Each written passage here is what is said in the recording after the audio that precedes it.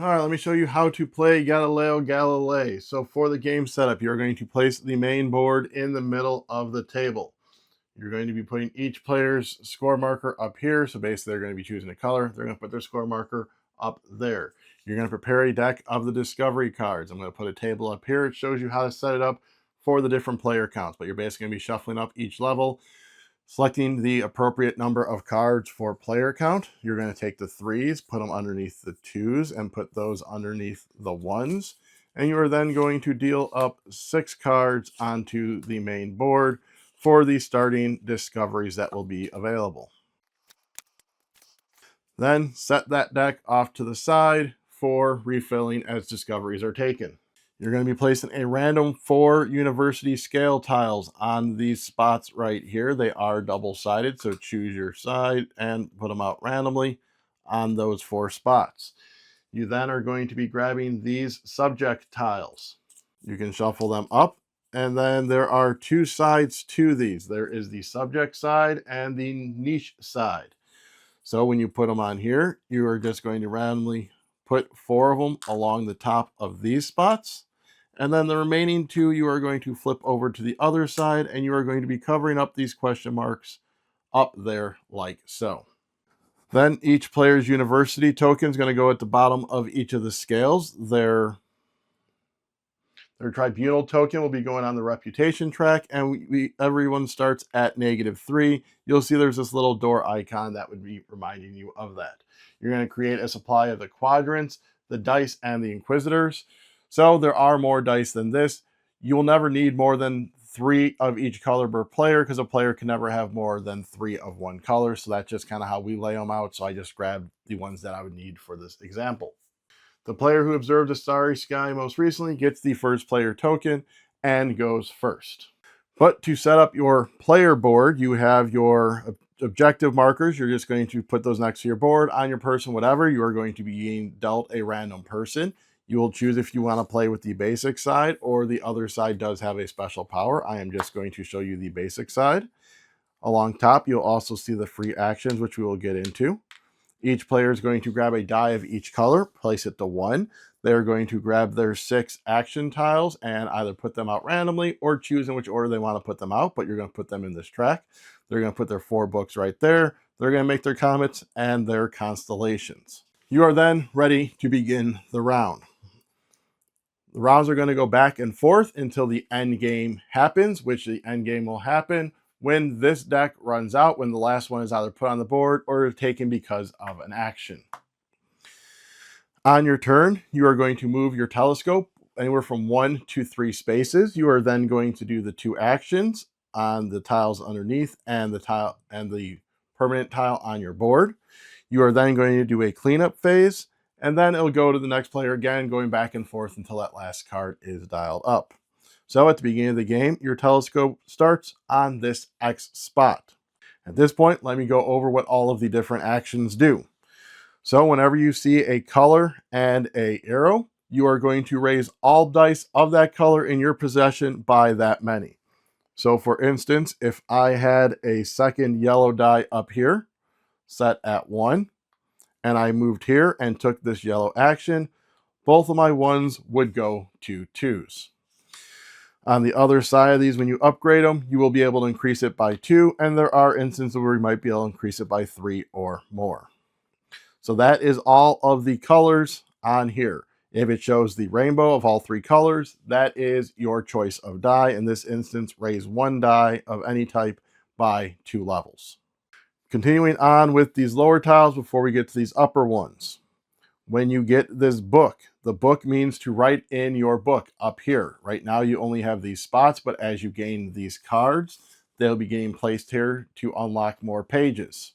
If it's got a number in it, you are going to be able to move your markers, that number, spread across the books how you want. If there is a flag such as this, you are going to move it all the way to the end as far as you can go. So if I had this card in this spot and I chose this one, I could move this all the way over to there if I had chosen to. You are then going to perform the actions depicted on those cards that you moved through. Here, you are going to be taking quadrant tokens. Just simply take how many are depicted and you can put them on your board. You'll be using these for free actions. The Inquisitor with the little arrow means you are going to persuade an Inquisitor, which means when they are on your board and you persuade them, you are going to move over one spot. I'll get into more of that when I get into the Inquisitors and the Inquisition. So that is your bottom row. This row up here, you have the observe action. When you observe, you can either observe the main object, which is denoted up here on the card, or you can observe up to 2 constellations either on the same card or on 2 different cards. When you observe constellations, you are going to be using all of the same color. You can use as many dice as you want to get to that specific number. So in this instance, it would want a yellow 3. If I observe this one, I would do the 3. I would come over to my board. I would grab a constellation marker. I would place it on that spot, getting the reward. So in this instance, 4. And I add an Inquisitor to my board. When you add an Inquisitor to your board, it goes to the very first spot that says -4 on top, -8 on the bottom. You then are going to trigger what was underneath the constellation that you just put out. In this instance, getting a quadrant token. And then you've used that die. Again, if you want to observe another constellation at this point, you could. Just make sure you resolve entirely one constellation before you do the other one. The other option when you observe is to observe the main object. When you observe the main object, you are going to need 2 dice or 2 different colored dice. So in this one instance, I need to make an orange 7. So I need to do a yellow and a red. It is depicted on here as well as on your player board. So I would need to use yellow dice and red dice in order to equal 7. It can be in whatever ratio I want, and the numbers don't have to be equal on them. I just need to use at least 1 red and at least 1 yellow in order to make that one, yellow and blue for that one, red and blue for that one. When you observe a main object, you are going to take that card. You are going to score the points. So if I had done this one, I would score 5 points. If there was any constellation markers on this card, they would get sent back to the box and removed from the game. You are then going to take this and add this up here to your library section again, where you'll be moving your books to unlock certain things. You will then automatically refill this row. So that is observed. This next one is take a die or move up on the university track. When you take a die, you're simply going to take a die, put it at level 1, and add it to your board. You can have at most 4 dice, and you can never have more than 3 dice of the same color. If you have 4 dice and you go to add a die, you can just simply replace one of the dice you have with the new color die. When you move up on the university, you just simply move your token up to the next level on any of them that you choose and do the action that is depicted next to it. So in this instance, taking a quadrant token. All of the other ones on here are very similar to the ones that you have on your board. When you get to the topmost spot right there, you no longer can move up on that university track. This next spot is to spot a comet. When you spot a comet, you are going to simply take out a comet and put it up here along this part where it shows the 1. In a future turn, if you go ahead and do the observe action, you can use this comet in order to decrease the value of one of these by 1. So if I want to observe this 3, I could spend these 2 ones. I could use this as a 1. I flip it over to 2, put it down here, and that would allow me to observe down here. Going back to this constellation, with me placing that second one, you'll see that there are 3 spots that have this little icon here. When you uncover that, you are simply going to take the top card from that observation deck and place it into your play area. Main thing to note is if anything refers to a main that you've observed a main object, these cards do not count. You'll notice they have a different background color on those icons. That is to help differentiate that. But going back to spotting the count, now it is down here as a 2. If you use it in a future turn, it decreases it by 2, and then you put it down here on the Book of Comets. And I'll get to that when we get into the cleanup. This final spot here, this bottom one gives you a quadrant token. This top one that shows the gear is going to allow you to upgrade one of your tokens. To upgrade a token, you are simply going to just flip it over to its upgraded side. And now when you visit that, you have new options to unlock. So besides those actions, you also have these free actions up here that you can spend your quadrant tokens for. You can spend 1 to either increase a die value by 1 or to swap out a die with a different color, keeping its value. So I could swap out that 2 yellow with a 2 blue for 1. For 2, you are going to be able to add a die or write 3 on the book. So again, if I wrote 3, I could go like 1, 2, 3 if I wanted, or I could even go 1, 2, and 3.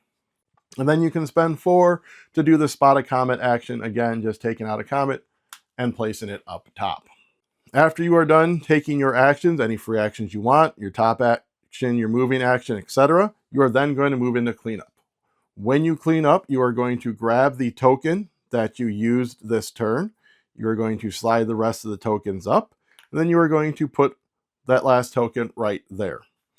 After that, you are going to see if you have any comets in the Book of Comets. If you do, you are going to take it and you are going to place it on one of these spots. These purple are only available in a 3 or 4 player game. When you place it on here, you are going to do the depicted action. The only action here that I haven't covered yet is this check mark, which I will get into here very shortly. If all of these are filled, there is unlimited spots available in the appendix. You can just put it there to gain a point instead. After that, if you have persuaded an inquisitor, so if you have done this action here and actually moved an inquisitor, it wouldn't just be doing the action, an inquisitor actually has to move, you are going to go through the Inquisition. When you do the Inquisition, you are going to see where your inquisitors are. So say I had persuaded this one over to here. You are going to check out how many inquisitors you have down here. You are going to total up the points up top, and whatever the sum difference is how much you are going to move your marker over here. And it's going to be moving as many as that difference. So if I did it right now, that is a -2. So I would move mine left 2 because it is a minus. If I was at the end here and I needed to move 2, I would take -2 points. It's not per move, it's just total. Alternatively, if my board was set up like this, I would have -2, -3, +1. So again, I would have a -2. Alternatively, if I did this, that is +2 and -1, that's +1, which means I am moving 1 this way. The final thing you're going to do is you're going to see if you have completed any of the objectives up here. There are 2 that are available every game, and then these 2 are randomized as you saw in setup. So for this very first one here, you need to have spotted 2 comets, observed 2 constellations, and observed 2 major objects. Again, reminder, this card itself does not count because you did not observe a main object in order to get that. This one here is have 2 of your markers at the topmost spot. So if you have accomplished one of these objectives, you are going to take your objective marker, you are going to place it up here. If you are the first one to do it, you are going to score 7 points. If you're the second one or more to do it, you are going to score 3 points. You then have the option to say farewell to a inquisitor. That is what happens depicted here. You're going to look to see if there's any inquisitors on the rightmost spot. You are going to send them away. You are then going to get a quadrant token and to be able to add a dice to your board. After you're done with that, that is when the next player will go. So again, you are going to be playing back and forth until the last card from this deck is placed. At that point, you are going to finish out that round and you're going to play one more round. If there is an empty space on this board throughout that time, you're going to grab one of the level 3s that was still in the box. So there are always 6 available here for every player. End of game scoring is simply going to be what is depicted here. You are going to be scoring points for the universities. For the universities, you are going to look to see what spot you have made here and what is being scored based on the top. So for this instance, for every inquisitor I have down here, I am going to get 3 points, which would give me 6 points right now. This is points for observing main objects, again, not counting those flipped over cards. This is constellations, and this is upgraded tiles. You'll have gotten the points up here as is, and then you're going to score for the inquisitors. So you're going to look at your board right here. You're going to see there's these numbers underneath the bottom here. You're going to total those up and then get points determinant by that. So if I had this set up right here, I'd be getting 3 minus 4, so that would be -1 point. You'll then see where you're at on this track and get those points. So again, if it ended right now, that would be -5 points for me, Whereas if I was here, it would be plus 6 points for me. And at that point, whoever has the most points is the winner. So that is the basics of Galileo Galilei. Again, each personality has a special power that I did not go over. I also didn't go fully in depth into each one of those objectives, but they are all explained in the rule book. So if I could get you to head down below and hit like, subscribe, comment, share, ring the bell. Let me know what your favorite main object would be. It looks like it's mainly like meteor showers and moons and planets and whatnot. Beyond that, you also could go ahead and help the channel in one of two ways. You can check out Miniature Market via the link down below and purchase some games. That way you get games and we get a portion of that sale to help support the channel. Or you can just go ahead and click the join button to join this channel and get exclusive perks such as seeing videos early. Alrighty, and with that, I say look to the sky.